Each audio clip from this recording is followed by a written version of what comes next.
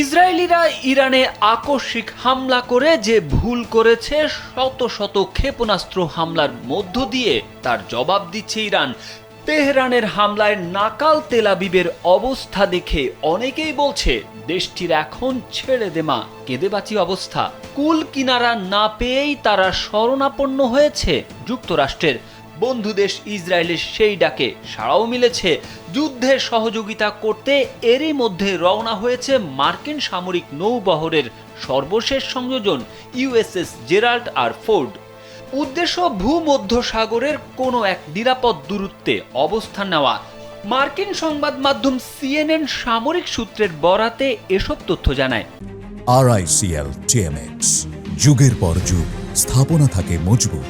রণতরী USS Gerald আর Ford একটি যুদ্ধ বিমানবাহী জাহাজ। আগামী সপ্তাহে এটি পূর্ব ভূমধ্যসাগরে ইউরোপ উপকূলের কাছে মোতায়েন করা হবে বলে জানা গেছে।